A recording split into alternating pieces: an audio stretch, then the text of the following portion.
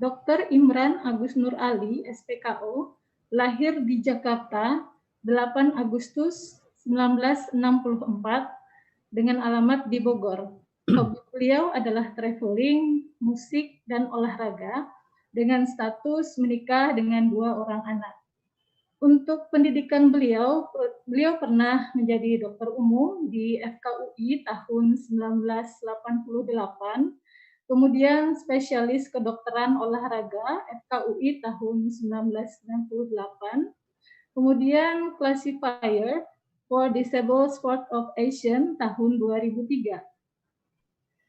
Untuk organisasi, beliau pernah menjadi ketua Perhimpunan Dokter Spesialis Kedokteran Olahraga atau Indonesian Sport Medicine Association tahun 2010 sampai dengan 2013 dan 2013 sampai dengan 2016. Kemudian pernah menjadi ketua bidang bina prestasi juga pada 2004 sampai 2006. Kemudian koordinator bidang kuliah umum CME atau PKB AKUI tahun 2002 sampai dengan 2006. Kemudian dokter tim sepak bola Persikabo Bogor tahun 2000 sampai 2001. Kemudian dokter KONI Pusat tahun 95 sampai tahun 2000. Kemudian medical consultant trackmate outdoor training tahun 96 sampai 2003. Kemudian medical consultant Mapala UI tahun 93 sampai 2006. Dokter tim PRSI tahun 97 sampai 99, kemudian pengurus Persitasi atau Persatuan Sepak Takraw Indonesia tahun 96 sampai 98, kemudian dokter tim dan pertandingan pada berbagai event olahraga nasional dan internasional. Baik, itu tadi biodata singkat dari narasumber kita yang pertama. Untuk menghemat waktu, langsung saja saya persilahkan kepada Bapak Dr. Imran Agus Nur Ali untuk mempresentasikan materi beliau. Untuk alokasi waktunya sebanyak 20 menit dan akan langsung diiringi dengan diskusi dan tanya jawab. Kepada Pak Dr. Imran, kami persilahkan. Terima kasih Bu Moderator, Ibu Leli. Yang saya hormati Bapak Rektor Universitas Lambung Mangkurat dan Wakil Dekan Fakultas Kedokteran, serta Ketua Program Studi Kesehatan Masyarakat, serta Kepala Departemen Kesehatan Lingkungan, dan para narasumber yang sudah hadir, dan Bapak Ibu peserta dari webinar. Alhamdulillah kita semua dalam keadaan sehat. Saya coba share materinya karena waktu terbatas ya.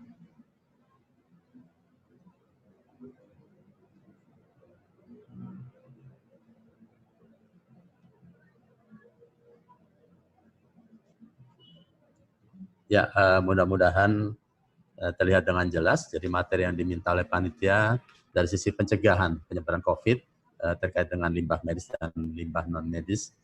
Ini gambaran permasalahan penggunaan limbah medis ya selama COVID.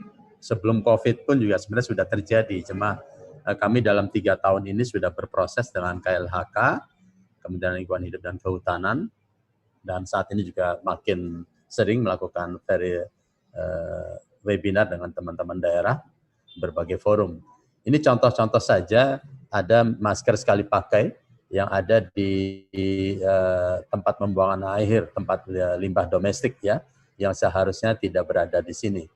Kemudian ini limbah medis yang sudah kita kenal, botol infus yang masih utuh, ya mungkin masih ada nama pasien, mungkin masih ada nama rumah sakit, begitu juga untuk kateter ya, yang masih ada utuh. Ini yang ke depan memang kami sudah menyampaikan kepada seluruh Fasiankes se-Indonesia bahwa kita harus merubah mindset dalam pengelolaan limbah medis, yaitu saya sampaikan bahwa limbah-limbah model botol infus, kemudian kateter, kemudian juga digen hemodialisa, spuit, sebagainya, keluar dari rumah sakit tidak dalam bentuk utuh. Ya, tidak keluar dalam bentuk utuh walaupun di pihak ketiga kan. Jadi ini larinya nanti akan bermasalah kepada Fasiankes sendiri. Ini berbagai limbah ya, spit yang berbahaya juga terhadap lingkungan maupun terhadap manusia yang misalkan bekerja di sana. Memang dalam hal ini permasalahan lintas sektor, termasuk juga dengan Kementerian PU, yang kita harapkan dalam membuat TPA-nya tidak hanya satu jenis limbah domestik saja, tapi tadi terkait dengan limbah domestik khusus ya, seperti masker tadi, itu ada area yang terpisah dengan limbah domestik yang biasa. Ini yang kami berdasarkan surat edaran dari Menteri LHK terkait ada pemisahan yang mudah-mudahan ke depan bisa berjalan. Mungkin Bapak Ibu semua sudah familiar terkait dengan bagaimana COVID ini bisa menyebar, ya, bisa menular, walaupun sampai saat ini yang ditemukan ada penularan melalui droplet. Droplet itu pada saat kita bicara, pada saat kita bersin, pada saat kita batuk, yang kena tubuh kita sendiri maupun juga kena orang lain kalau jaraknya relatif lebih dekat ya. Kalau kemudian tangan kita sendiri, misalkan dropletnya jatuh ke meja, kemudian bersentuhan dengan anggota tubuh kita, tangan, kemudian tangan kita, selain ke badan kita sendiri, bisa saja menyentuh ke orang lain. Ya, misalkan kita salaman atau bentuk apapun, ini kalau ke mukosa terjadi cepat penularan, yaitu mukosa mata, hidung, dan mulut ya kalau masing-masing tadi. Jadi virusnya memang tidak bergerak, yang bergerak adalah justru anggota tubuh kita maupun manusia yang lain. Dan konsep-konsep pendekatan protokol kesehatan dengan menggunakan masker itu melindungi sendiri maupun melindungi orang lain, kemudian menjaga jarak ya untuk terjadinya percepatan kesampainya dari droplet tadi, kemudian juga mencuci tangan pakai sabun atau desinfektan. Dan di berbagai tempat-tempat yang sering tersentuh oleh manusia memang sebaiknya dilakukan desinfeksi. Jadi desinfeksi itu adalah kegiatan mematikan mikroorganisme kepada benda mati permukaan, bukan kepada manusia. Ya, ini yang masih sering diterapkan, yaitu bilik desinfeksi. Jadi bilik desinfeksi, sehingga kami mengeluarkan surat edaran di Dijenkesmas bahwa bilik desinfeksi tidak kita anjurkan ya untuk orang yang selama ini orang keluar masuk, tapi kalau mau dimanfaatkan ya petugas kesehatan yang menggunakan APD lengkap. Di situ pada saat dia menggantikan APD yang habis terpapar dengan perawatan, di situ bisa dilakukan. Jadi yang didesinfeksi adalah APD-nya, bukan orangnya. Karena berbahaya kalau bahannya bahan kimia terhirup dalam pernafasan atau terkena mukosa mata, mulut, itu juga kajiannya bisa menyebabkan kanker di masa yang akan datang.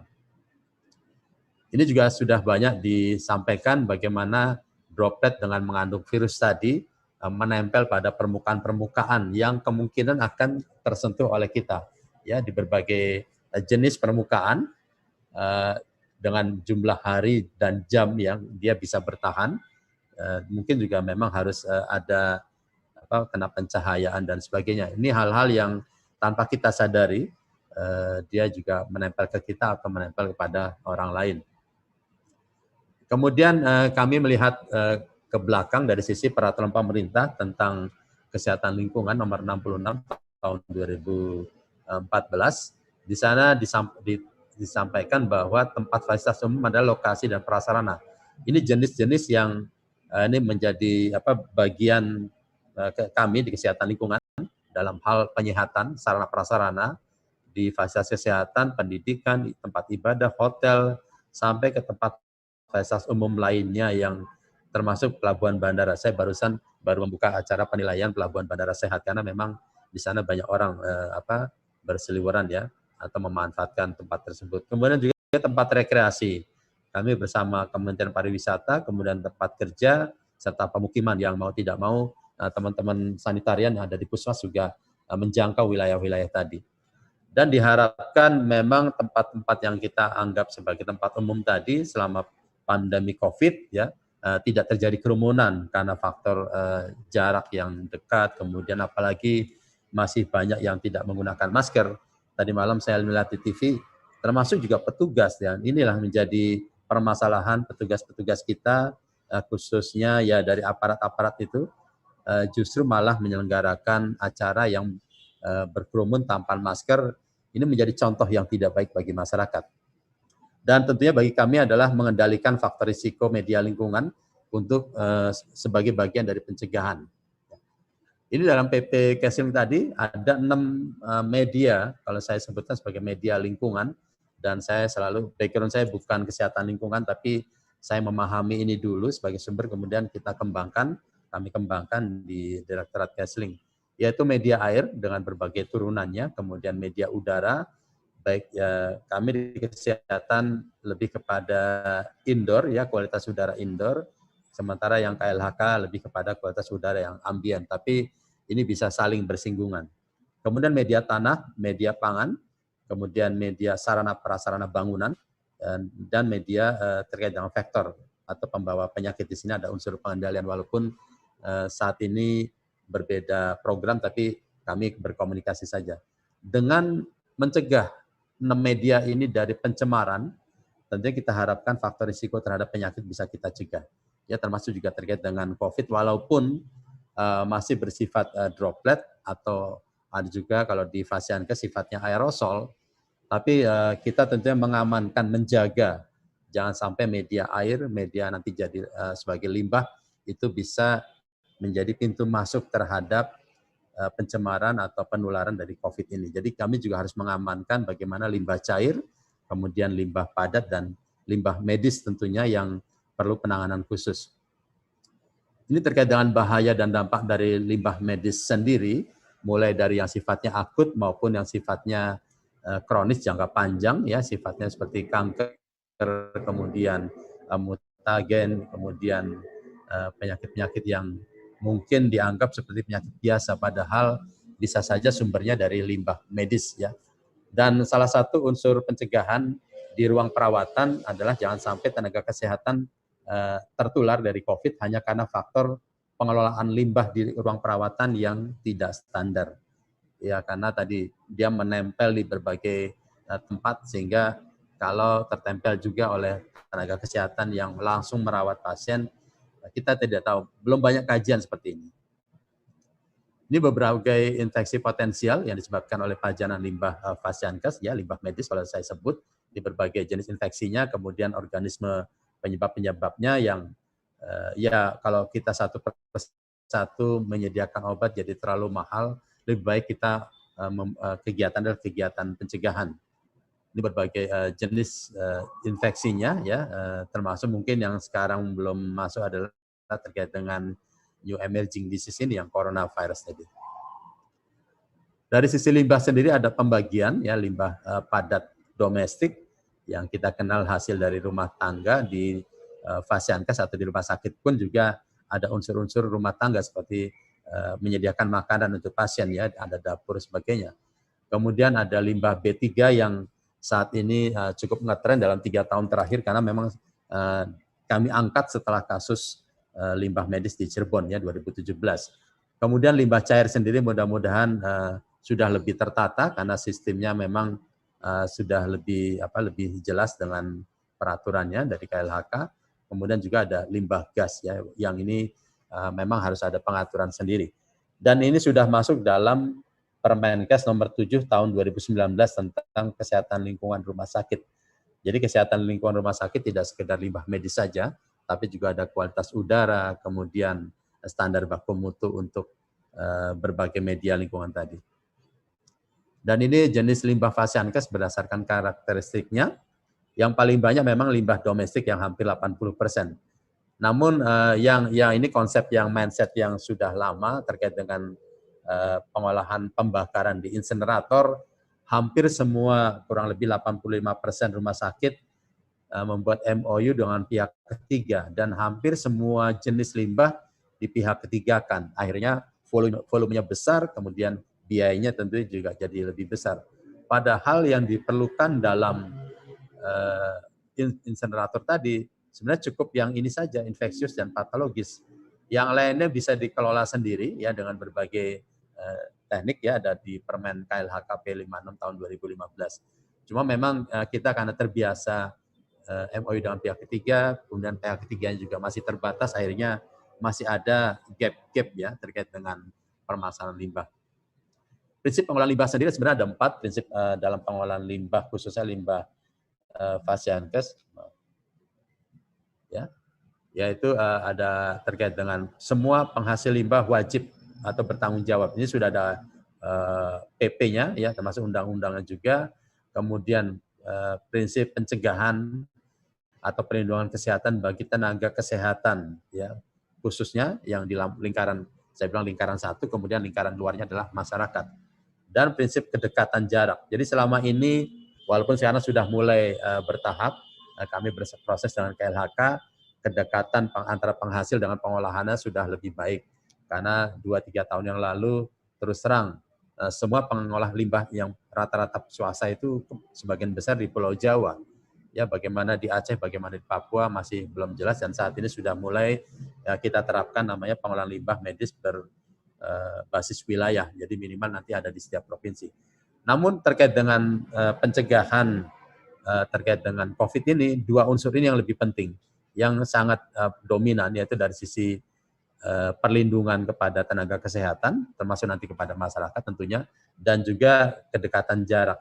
Dari 2 prinsip ini saya selalu menyebut ada 3 unsur, yaitu kecepatan, kedekatan, dan ketepatan.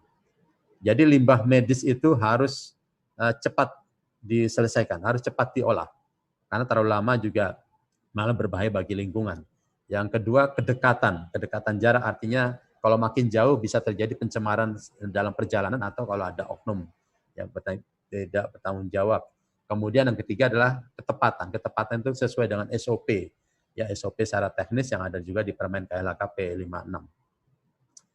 Sebenarnya ada unsur wajib, jadi Fasiankes itu atau rumah sakit, puskesmas, klinik, dan lainnya ada wajib secara internal dia mengolah limbahnya, mulai dari pengurangan, kemudian pemilahan, pewadahan, pengangkutan internal, sampai ke penyimpanan sementara. Sudah ada surat edaran dari Dirjen Yankes di Kemenkes, bahwa semua Fasiankes wajib memiliki TPS B3, TPS limbah B3. Ya. Sampai saat ini memang belum semua. Nah, nanti kemudian kalau di luarnya baru nanti mau di pihak ketiga kankah atau diolah sendiri bagi rumah sakit yang punya insinerator. Ini hal-hal yang memang masih kami atur bersama KLHK secara teknis. Terkait dengan selama COVID, Kemenkes sudah menerbitkan 3 regulasi, yaitu terkait dengan tadi yang saya sampaikan, Kesling rumah sakit, ya, Permenkes nomor 7 tahun 2019.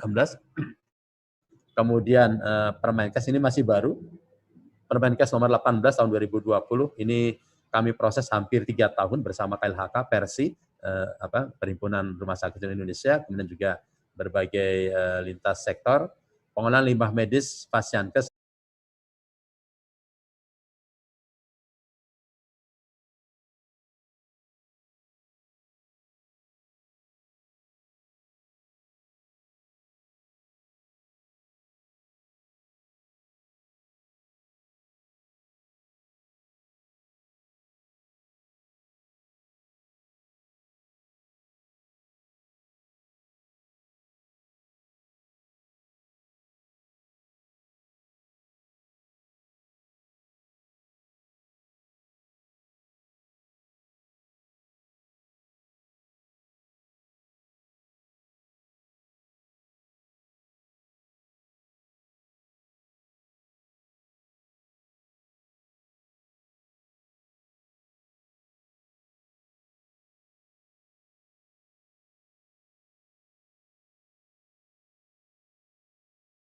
Sedikit-sedikit dia merasa rugi kalau ngambil 2 hari sekali, sehingga konsep kami ke depan rumah sakit maupun puskesmas mempunyai cold storage. Ini untuk puskesmas yang kami temukan di Kabupaten Agam, seluruh puskesmas di Kabupaten Agam oleh kebijakan daerahnya dengan APBD memiliki cold storage untuk menyimpan limbah medis maksimal 90 hari.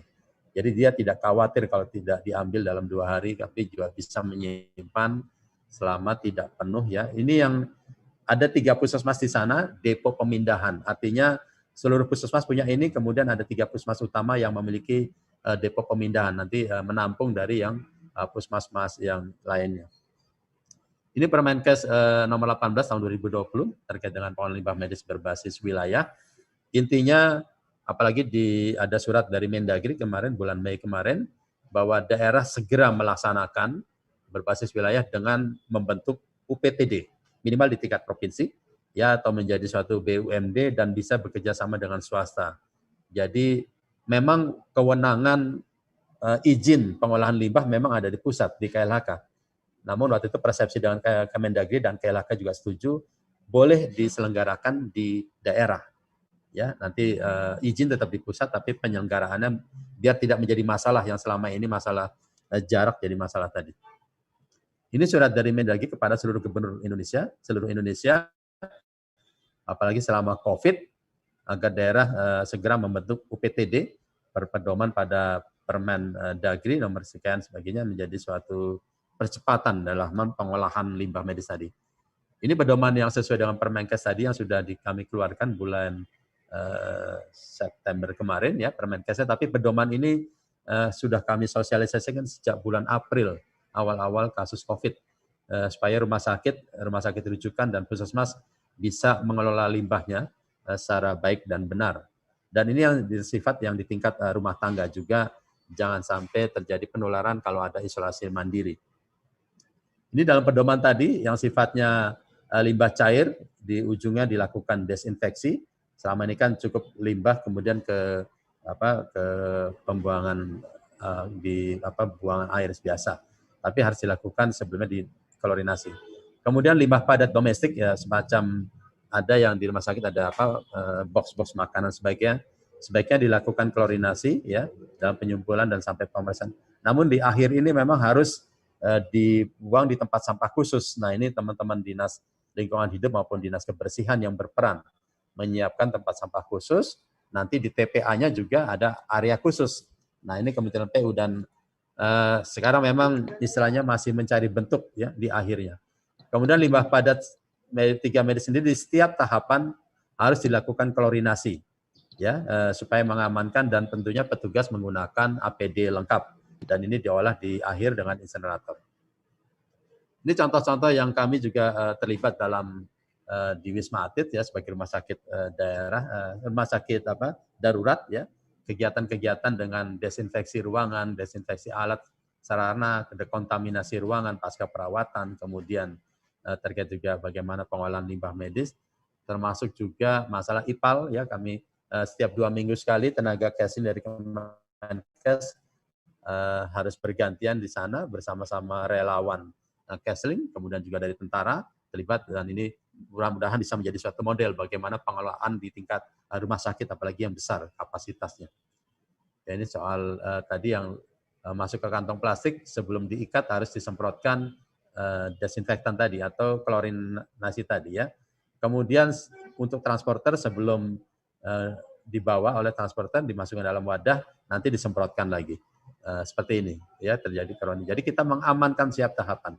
Jadi mohon maaf tidak benar waktu itu ada pengolah limbah swasta kemarin sudah saya sampaikan langsung di depan sebagai narasumbernya, dia menerapkan bahwa limbah medis yang dalam kontak plastik tadi harus dibungkus lagi dengan kardus, kemudian di wrapping lagi. Saya bilang ini berlebihan, ya akan menambah orang, menambah biaya. Padahal kami sudah tetapkan dalam pedoman di setiap tahapan tadi dilakukan penyemprotan atau dengan koordinasi tadi, mengamankan. Apalagi petugasnya harus menggunakan APD lengkap, jadi nggak usah terlalu ketakutan berlebihan. Ini berbagai kegiatan di Wisma Atlet tadi, barang-barang yang memang bisa dilakukan desinfeksi, ya sepatu boot, kemudian Google ya, kemudian ini tempat pergantian pakaian APD tadi. Jadi memang ini yang sebelumnya sebagai bilik desinfeksi, yang terus saya sampaikan ini tidak berguna kalau hanya orang lewat saja, tapi untuk petugas yang menggunakan APD lengkap, kemudian APD-nya direndam dalam deterjen, ya kalau hazmat memang harus ke insinerator, tapi yang lain bisa dilakukan desinfeksi ulang. Ini kegiatan-kegiatan yang kami buat menjadi suatu SOP di Wisma Atlet. Ya mudah-mudahan memang skala besar, tapi rumah sakit lain atau rumah sakit rujukan pun sebenarnya bisa menjadi model-model ini walaupun memang memerlukan lahan atau lokasi yang cukup ya, untuk kita mencegah. Alhamdulillah ya sampai laporan ini sih tidak ada klaster di Pasienkes sendiri, teman-teman kesehatan juga tidak ada yang terinfeksi. Ini ada surat edaran dari Menteri LK nomor 2 tahun 2020 terkait dengan penanganan selama COVID, limbah infeksius berasal dari Pasienkes, kemudian berasal dari rumah tangga, dan sampah sejenis rumah tangga. Jadi ini ada toleransi bagi rumah sakit yang punya insinerator belum berizin diperbolehkan selama syaratnya memenuhi.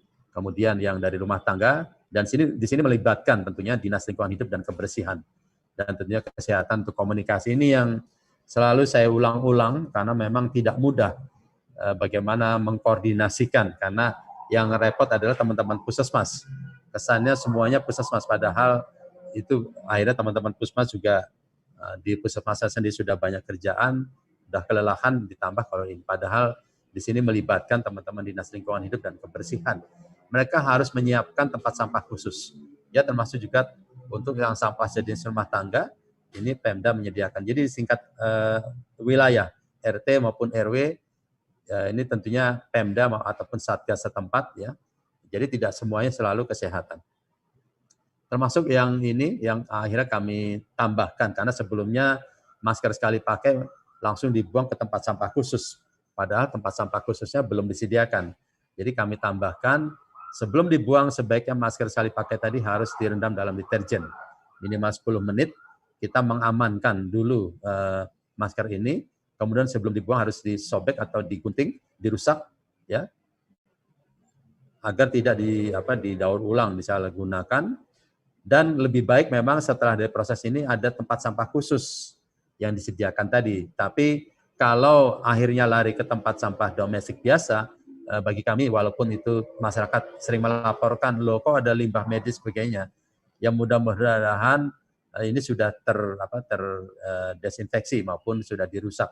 Namun tetap diperlukan yang seharusnya adalah tempat sampah khusus tadi. Ini pengaturannya, kemarin kami juga di berbagai forum provinsi dengan KLHK, dengan puskesmas dan rumah sakit, untuk sarung tangan masker bekas ya yang bisa diulang, itu dipanaskan dalam suhu lebih dari 60 derajat atau dalam deterjen, kemudian atau dengan desinfektan, kemudian bisa dipakai ulang. Ya, ini masker yang boleh dipakai ulang. Tapi untuk yang sekali pakai, ini kami tadi sampaikan harus didesinfeksi dulu, minimal dengan deterjen yang paling mudah di rumah, kemudian dirusak, disobek, dan masuk ke wadah atau kantong plastik khusus. Disinilah peranan Dinas Kebersihan maupun Dinas Lingkungan Hidup menyediakan tadi di tingkat kewilayahan, RT, RW, ya. Dan disinilah yang peranan teman-teman kesehatan. Jadi teman-teman kesehatan kalau ada isolasi mandiri ya di tingkat rumah ataupun juga di hotel, tentunya juga terkait dengan rumah sakit. Kalau ada hal yang dihasilkan dalam ada safety box, kemudian kantong plastik, sebagainya, ini untuk menampung tes kit rapid test misalkan, dan kemudian dilakukan desinfeksi. Kemudian selanjutnya dianggap sebagai pengolahan limbah medis yang sudah ada SOP-nya. Begitu juga APD lepas, bekas, kemudian limbah medis lain, ini adalah tanggung jawab teman-teman kesehatan, baik di tingkat puskesmas maupun di tingkat rumah sakit. Jadi saya sampaikan di berbagai forum tadi dengan Dinas Lingkungan Hidup, ya Dinas Lingkungan Hidup harus mengambil peran yang di sisi kiri. Ini tata cara mengolah limbah infeksius di tingkat rumah tangga secara aman, kurang lebih sama. Dan saya rasa itu saja yang bisa saya sampaikan. Terima kasih. Assalamualaikum warahmatullahi wabarakatuh. Baik, waalaikumsalam warahmatullahi wabarakatuh. Terima kasih kepada pemateri pertama kita untuk pemaparan materinya. Baik, kepada Bapak Ibu peserta, apakah ada pertanyaan yang dapat diberikan untuk sesi pertama kita kali ini?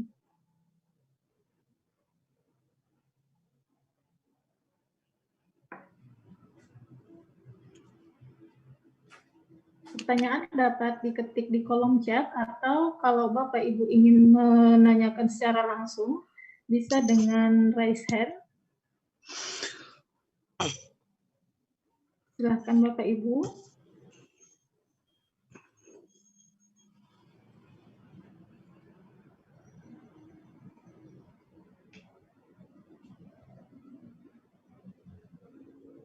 Baik. Ini ada pertanyaan satu, Dok, dari Vini Aziza, dari ULM. Ini untuk penggunaan desinfektan yang biasa dilakukan untuk menanggulangi penyebaran COVID-19, apakah memiliki dampak atau efek buruk baik bagi lingkungan maupun manusia itu sendiri? Ya, ini ya pertanyaan mungkin nanti para narasumber juga ada yang memberikan materi ini. Namun karena saya dari sisi pencegahan, memang dalam hal sosialisasi kami sampaikan desinfektan yang digunakan harusnya ramah lingkungan. Ya. Kemudian dalam pedoman tadi yang ada pedoman lain terkait dengan kegiatan desinfeksi, ya terkait dengan COVID, ada dari sisi dosis yang memang sudah ada di produk-produk tertentu. Kemudian juga untuk klorinasi juga ada dosis ya untuk luas, dan sebenarnya di website Kemenkes ya terkait dengan pedoman desinfeksi ya. Kemudian memang petugas kalau yang kami terapkan di Wisma Atlet tadi, petugas untuk melakukan dekontaminasi ruangan harus menggunakan APD lengkap ya, dan tidak ada orang lain. Karena memang waktu itu banyak marak sih memang yang mungkin nanti para narasumber juga bisa menjelaskan, membantu kami juga. Banyak di masyarakat berkembang dengan mobil pemadam kebakaran, disemprotkan di semua area, bahkan di pasar disemprotkan kepada bahan-bahan yang dijual, kemudian disemprotkan kepada di udara, ya, yang hampir menurut saya dalam pedoman sesuai dengan konsep desinfeksi itu tidak sesuai. Memang bukan, apalagi dengan adanya droplet kan lebih kepada area bawah, kemudian kalau di permukaan ya sebaiknya dengan dengan pengelapan dan sebagainya. Jadi untuk di ruangan pun tidak kami anjurkan sifatnya menyemprot, tapi di atas-atas, tapi lebih kepada yang berdekatan dengan manusia pada kondisi tidur, kondisi duduk. Jadi misalkan dinding setinggi manusia. Jadi tidak kami sampaikan harus sampai ke atas-atas gitu ya, karena konsep dari penularan atau pencemaran dari COVID ini sendiri. Dan dalam pedoman tadi memang berbagai jenis desinfektan kami sampaikan dengan keterangan sebagainya, pengaturan dosis sebagainya. Dan memang terkait dengan bilik desinfeksi, pernah kami diminta oleh NTB, Pak, kami sudah ditugaskan Pak Gubernur menyiapkan bilik desinfeksi yang dibeli dari UMKM. Ya sudah, kalau sudah dibeli, daripada buang-buang desinfektan bahan kimia yang mahal, ganti saja air sabun. Ya saya dengan mudahnya ganti air sabun. Karena juga tidak efektif juga kalau kita baju biasa saja lewat, kemudian kita bisa saja nanti terkena dari barang yang lain gitu ya. Jadi ini kami terapkan di Wisma Atlet untuk petugas yang dari pasca perawatan untuk ganti APD dengan baju kerja biasa. Jadi APD, karena ada beberapa referensi, salah satu pintu masuk penularan COVID adalah pada saat petugas mengganti APD. Ya, membuka masker saja yang tidak sesuai standar, cara membukanya, kemudian mengganti APD yang tidak sesuai SOP, itu menjadi titik masuk, sehingga itu kami manfaatkan. APD tadi sebelum dibuka, dilepaskan, dia melalui bilik desinfeksi. Ya, ini yang kami sepakati dengan perhimpunan waktu itu namanya Prof. Hengki ya, perhimpunan yang pengendalian infeksi lah, kemudian dengan TNI. Daripada dibongkar, dok ini secara fisiologis oke lah, secara psikologis katanya udah pernah digunakan yang sekarang, tapi bagi petugas yang menggunakan APD lengkap. Saya itu terkait dengan memang kalau yang sifatnya desinfektan kimia memang tidak dianjurkan kalau untuk yang sifatnya untuk manusia, karena jangka panjangnya bisa terhirup, ya, apalagi kalau terlalu sering kemudian bisa kena mukosa mata, mulut, dan hidung ya. Itu saja Bu Laili ya, terima kasih. Baik dok, ini ada satu lagi pertanyaan dari peserta, dari Bu Dianti dari Poltekkes Kemenkes Banjarmasin. Ini meminta pendapat Bapak mengenai limbah yang berasal dari tempat-tempat umum, misalnya kampus dan tempat-tempat ibadah. Apakah perlu didesinfeksi juga? Bagaimana prosedur desinfektan untuk tempat umum tersebut? Seperti itu, dok. Ya, sebenarnya juga tidak perlu terlalu kecuali kalau di situ memang dijadikan tempat untuk isolasi mandiri, ya.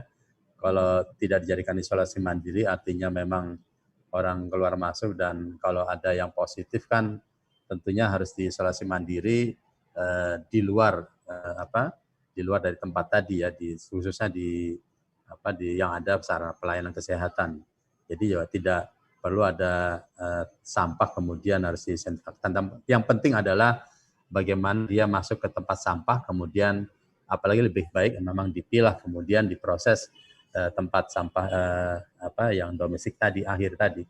Jadi tidak ada perlu untuk dilakukan desinfektan kalau memang tidak ada kegiatan isolasi mandiri yang menghasilkan limbah-limbah yang saya sebut sebagai limbah padat domestik khusus, ya, seperti masker yang memang terbukti orangnya diperiksa positif konfirmasi, yaitu limbah yang ada di sekitarnya memang harus dilakukan proses. Tapi itu yang kan desinfektan kemudian masuk ke tempat sampah khusus tadi. Jadi nggak perlu semua sampah-sampah yang ada di berbagai tempat kemudian dilakukan desinfektan, terlalu berlebihan. Dan itu juga tentunya akan berdampak kepada lingkungan, ya. Itu. Baik, Dok. Jadi kita harus rasional juga dalam penggunaan desinfektan tadi. Ya. Baik, ini ada pertanyaan lagi dari peserta atas nama Mael Heluka. Ini pertanyaannya mengenai air buangan hasil pemakaian hand sanitizer. Ini dapat mengganggu kualitas lingkungan